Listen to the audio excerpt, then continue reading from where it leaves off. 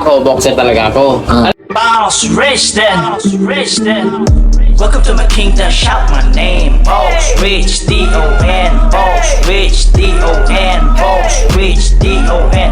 Welcome to my kingdom, shout my name. Boss rich, D-O-N. Ako, boxer talaga ako. Alam ko talaga galawan ng boxing. Kasi kami, tinuturuan kami. Pag tinuturuan kami ng coach namin, pag hindi namin sinusunod yan, sasampalin kami. Doon. Kailangan kasi yung coach mo, kailangan ano ka talaga, yung parang matapang ka, yung parang ikaw yung mayor. Mataas ka! O ikaw yung sundin. Kung ano yung tinuturo, yun ang sundin mo. Pagtapos sundok, taratatak, sabi ko, takbo. Wala eh. Taratatak, ganun lang oh. Pag ganun ka, magka-counter yung kalaban eh.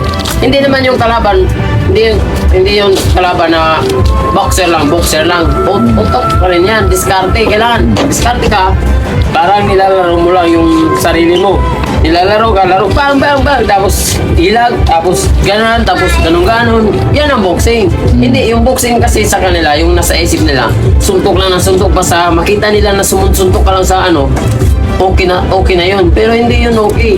Kailangan ka, sumusuntok ka, pero uiilag ka. Kailangan umilag ka, tapos pagtapos ang ilag mo, diskarte mo, tapos tawa-tawa ka, parang naglalaro ka lang.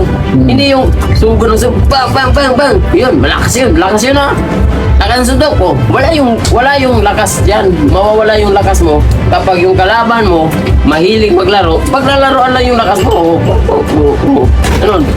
Ganun yung boxing. Hindi pwede na bara-bara ka lang, hanggang bara-bara lang. Wala yan. Kahit malakas ka pa, bara-bara, wala. Kung wala ka dito, diskarte, wala ka sa utak. Yun, dapat talaga, kung ano yung sinasabi ng coach mo, yun ang sundin mo. Kasi kapag nasa taas ng ring, kung ano yung sinasabi ng coach mo, yun ang susundin mo. Kasi sila yung nakakita sa forma mo, sa position mo, kung ano yung kailangan mong gawin. Mahina ka pa, tapos yung suntok mo mahina, walang improvement. Dapat kahit mahina ka, basta yung suntok mo malakas, lalakas ka yan.